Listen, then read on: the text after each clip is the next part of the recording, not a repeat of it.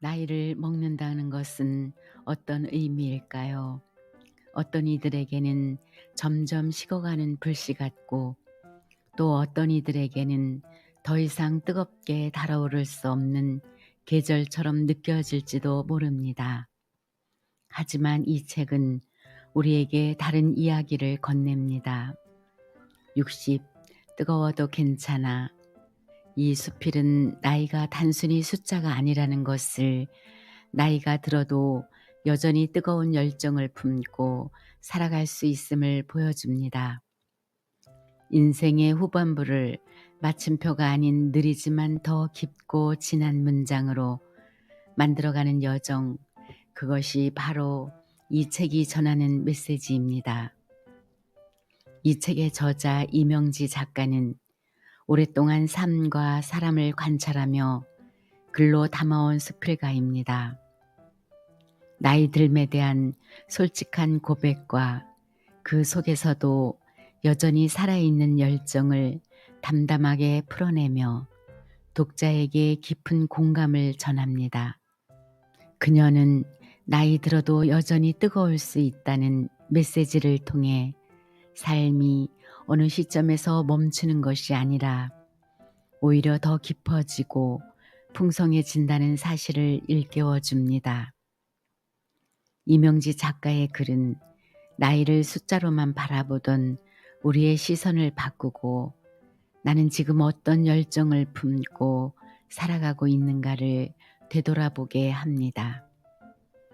오늘은 이명지 작가가 들려주는 삶의 지혜와 용기를 함께 나누어 보려 합니다. 잠시 마음을 열고 인생의 뜨거운 한 장면 속으로 들어가 보겠습니다. 60 뜨거워도 괜찮아. 지은이 이명지. 이제 본문 속으로 들어가 보겠습니다. 진아의 서재입니다. 나라를 못 구한 사람. 이 나이가 되어서야 지며 사는 게 행복이란 걸 좀 알 것 같다. 60이란 참 마술 같은 숫자다. 세상을 보는 눈이 유순해지고 너그럽고 따뜻해진다. 세월이 주는 아량이랄까. 아니 어쩌면 내가 살아낸 경험치에서 오는 달관 같은 건지도 모르겠다. 학습된 철학. 그래서 인간은 제가 겪은 것만 옳다고 우기게 되나 보다. 전원살이의 적적함을 달래려고 강아지 한 마리를 드리기로 했다. 아이들이 어렸을 적 하도 강아지를 사달라 졸라대 되게로 애견샵에서 푸들을 한 마리를 들여와 잠시 키운 적이 있다. 벌써 30년도 전 얘기다 보니 자신이 없어 인터넷과 유튜브 영상으로 한 달쯤 공부한 후에 조금 자신감이 생겨 강아지 입양을 두루 알아보았다. 애견샵의 아이들은 소위 강아지 공장이라는 곳에서 데려다 파는 아이들이라 건강치 못할 뿐만 아니라 동물 복지에도 위배가 된다며 우리 아이들이 극구 반대했다. 아들 아이와 딸에는 애견샵에 대한 불신이 컸다. 사기 분양이 많다는 것이다. 그래 기왕 데려오는 거라면 좋은 일도 해보자 싶어 유기견 보호소에 상담도 해보았지만 초보자와 마찬가지인 내가 유기되어 마음에 상처받은 아이를 잘 돌볼 자신이 없어 여러 날 고심하다 포기했다. 인터넷을 통해 여러 분양업체를 찾아 비교 분석을 하다 믿을 만한 큰 업체 같아 찾아갔더니 인터넷 홍보물에 게시한 금액의 10배를 요구하는 바람에 그 상행위가 너무 괘씸해 발길을 돌렸다. 지금 생각해도 열불이 나는 지들이다. 우리 아이들은 과대 광고를 고발하라며 나보다 더 분개했다. 딸아이 부부는 육아와 직장을 병행하는 생활이고 아들아이도 직장이라 우리는 주로 가족단체 대화방에서 의견을 주고받는다. 다시 끝없는 인터넷 검색을 시작했다. 급기야 가정분양 대행이라는 애견샵을 알게 되었고 전화 상담이 해봤다. 가정에서 낳은 강아지를 입양자와 연결하는 전문 분양업체라는 것이다. 한 차례 분양가 미끼에 낚인 실수를 또 하지 않으려 미리 분양가 조정까지 하고 갔다. 거기서는 몰티즈나 푸드를 원한 내게 사진으로 미리 보여줬던 두 강아지를 동시에 보여주었다. 둘 다 갓 어미 젖을 땐 2개월 된 아가였는데 크림색 푸들은 나에게 흥미를 보이지 않고 대면대면한 반면 아주 예쁘게 생긴 흰색 몰티즈는 나를 보자마자 내 손가락에 킁킁 냄새를 맡으며 앙증맞은 작은 꼬리를 마구 흔들었다. 결정하는데 1초도 안 걸렸다. 나는 인연을 소중히 생각한다. 노력하지 않아도 절로 마음이 당기는 무엇, 우연히 중복되고 상황이 그쪽으로 흘러가 닿는 것을 나는 인연이라 생각한다. 나라가 그랬다. 단번에 저 아이는 나와 연이 닿는구나 하고 마음이 갔다. 애견샵에서 권하는 온갖 용품을 모두 구매하고 드디어 나라를 안고 집으로 왔다. 나라라는 이름은 진작에 지어놓았다. 여러 이름을 생각해 보다가 후생에 다시 태어나면 전생에 나라를 구한 사람이 되고 싶다고 우스개 이야깃거리도 지어냈다. 나라는 정말 앙증맞고 예뻤다. 800g 아가의 조그만 몸은 너무 가날파 만지는 것도 조심스러웠다. 내 염려에도 불구하고 나라는 집에 내려놓자마자 말 그대로 개발날 그 자체였다. 조금도 낯설어하지 않고 온 집안을 탐색했다. 너무 어린 강아지는 위생상 당분간 울타리를 쳐서 키워야 한다 해서 거실에다 보호 울타리를 쳐주었다. 그렇게 나라와의 황홀한 동거가 시작되었다. 단 사흘 동안만. 나라는 처음부터 사료를 잘 먹지 않았다. 분양처에서 먹이던 것을 받아왔음에도 한 번에 10알 정도밖에 먹지 않았다. 전화해 물어보니 그렇게 자주 먹는다고 했다. 그러고 보니 수시로 먹었다. 그런데 이튿날 저녁부터 묽은 변을 보기 시작했다. 그래도 기운이 없어 보이거나 아픈 아이 같지 않게 잘 놀았다. 그런데 사료는 여전히 잘 먹지 않았다. 그 조그만 것이 거실에서 꿈을 대고 있으니 온 집안에 생명의 기운이 가득 차는 느낌이었다. 참 경이로운 경험이었다. 자다가도 나가보고 새벽같이 일어나 들여다보고 사진을 찍어 아이들과 지인들에게 공유했다. 사람들이 왜 반려견을 키우는지 벌써 알 것 같은 마음에 사랑이 퐁퐁 샘솟았다. 그런데 이게 어찌된 일인지 3일째 아침에 일어나 보니 나라가 여기저기 묽은 변을 봐놓고 축 처져서 토악질을 해대는 게 아닌가. 사료는 한 알도 먹지 않고 그대로였다. 아직 면역이 제대로 형성되지 않은 아가라 바로 동물병원으로 데려갔다. 수의사는 새 환경에 적응하느라 그렇다며 별 대수롭지 않게 주사 2대를 놔주고 걱정하지 말라고 했다. 그 말에 경험이 없는 나로서는 한시름 놓으며 집으로 돌아왔다. 그런데 나라는 종일 아무것도 먹지 못했다. 너무 먹지 않아 설탕물을 연하게 타서 주었다. 어린 강아지가 처음 집에 왔을 때 스트레스로 그럴 수 있으니 그럴 땐 설탕물을 먹이라는 걸 어디서 본 생각이 나서다. 몇 모금 먹는 듯 하다가 이내 그만두어 애를 태웠다. 주사약 기운으로 조금 생기가 나는 듯 하다가 금세 축 처졌다. 분양처의 상태를 알렸더니 24시 동물병원과 연계돼 있으니 일단 와서 파보 검사를 해보자고 했다. 파보는 강아지 장염으로 치사율이 80에서 90%인 무서운 전염성 질환이다. 내일 날이 밝으면 일찍 가기로 하고 계속 토하는 나라가 될 수 있을까? 설탕물을 수시로 공급했다. 다행히 물은 조금씩 먹었다. 그것이 유일하게 연명하는 에너지였다. 장난으로 말했던 나라 구하기가 현실이 되어버린 것 같아 가책이 왔다. 밤새 거실 소파에서 자며 나라를 지켜보았다. 너무 안쓰러워 가슴에 안고 캥거루 케어도 했다. 어미의 품이 그리울 아가에게 내 심장 소리와 체온이라도 느끼게 해주고 싶었다. 작은 몸에서 가날프게 뛰고 있는 생명의 박동을 느끼고 있으려니 안타까움에 눈시울이 뜨거워졌다. 나라는 파보였다.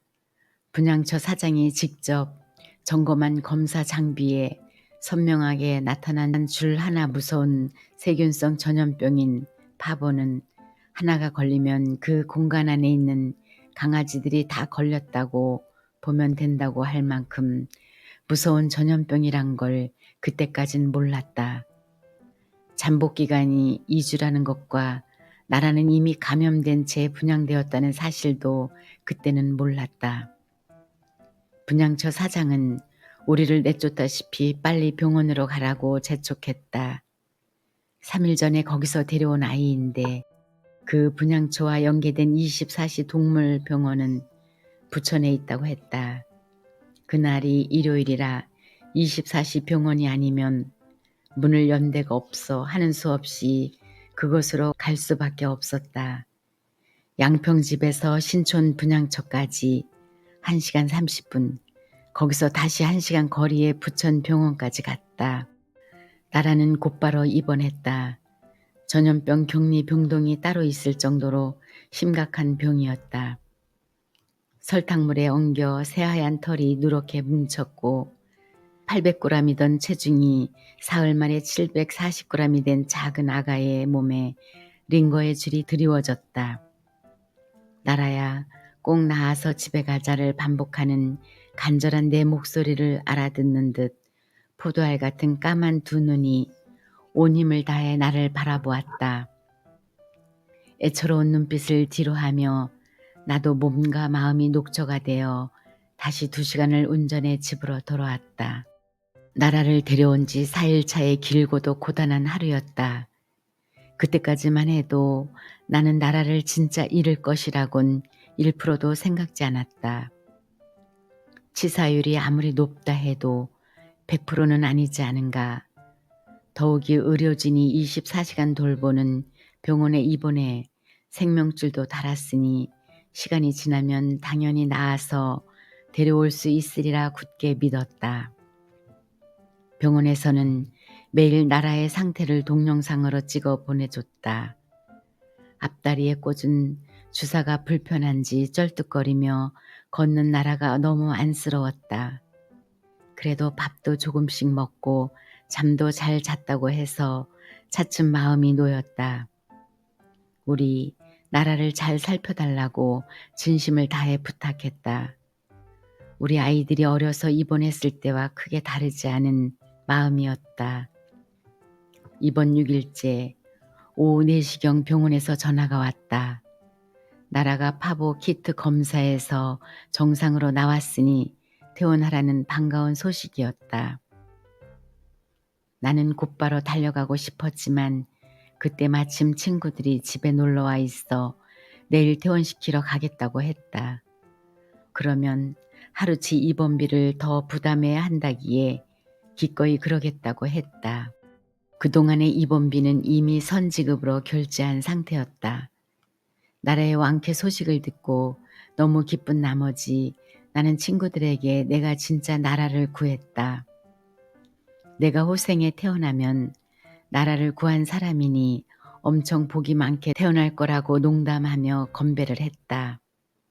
같이 걱정했던 친구들도 함께 기뻐하며 나라의 완쾌를 축하해줬다. 그런데 그로부터 불과 3시간여가 지난 저녁 7시경 전화가 왔다. 나라가 입원한 동물병원 수의사였다. 지금까지는 늘 간호사가 상태를 알려주거나 입퇴원의 절차 문제로 통화를 했는데 수의사가 직접 전화를 한 게 느낌이 묘했다. 예감은 틀리지 않았다. 나라가 심장이 멈췄다는 것이다. 경련 발작을 일으켜 쇼크사했다는 것이다.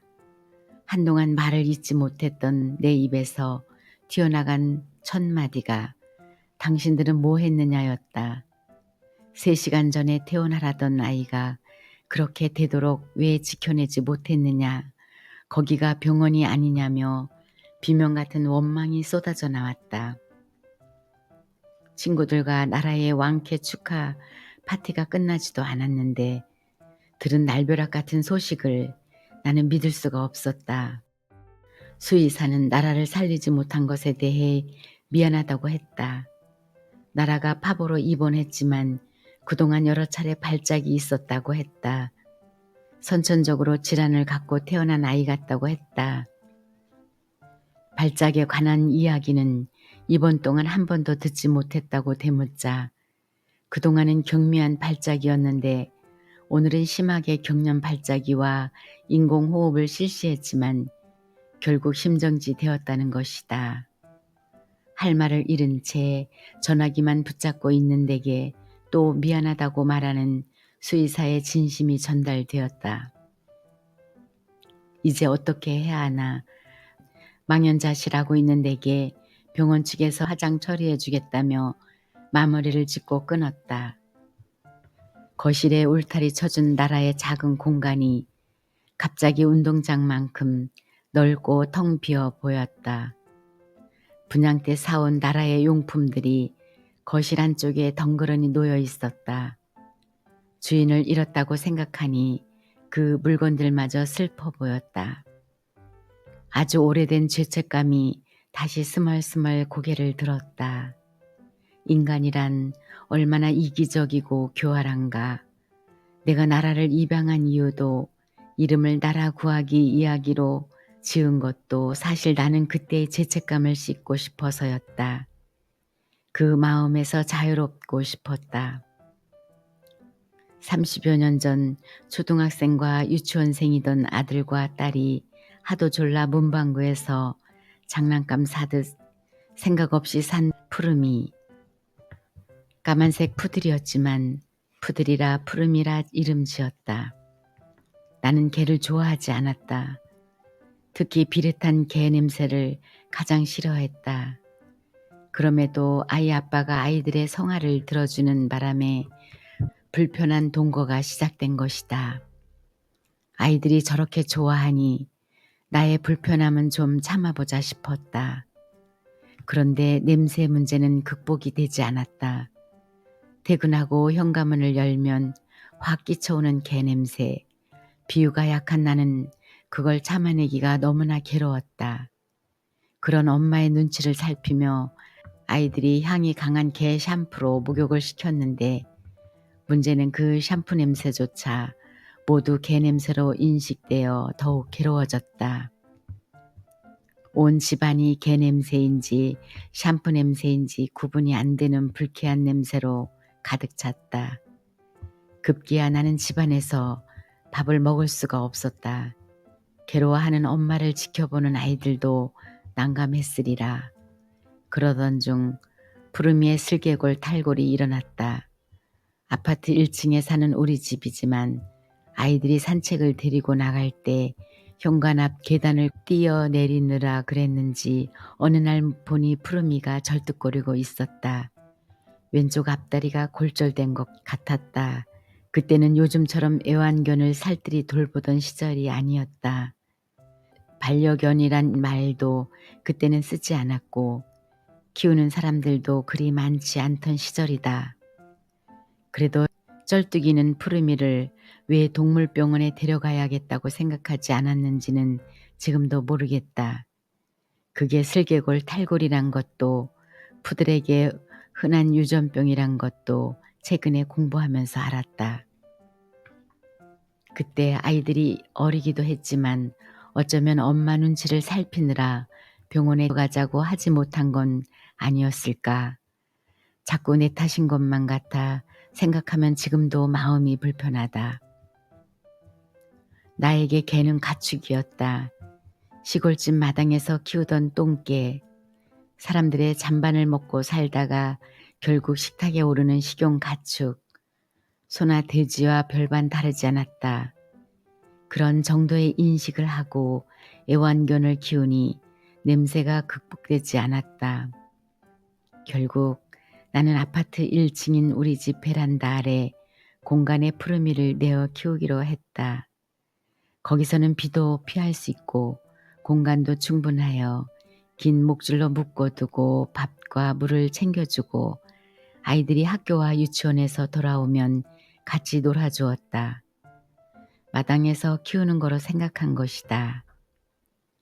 그러던 어느 날 한 이웃 아주머니가 산책하다 보고는 푸르미가 가엾다며 자기가 데려가 키우면 안 되겠냐고 해 나는 두말 없이 승낙해버렸다.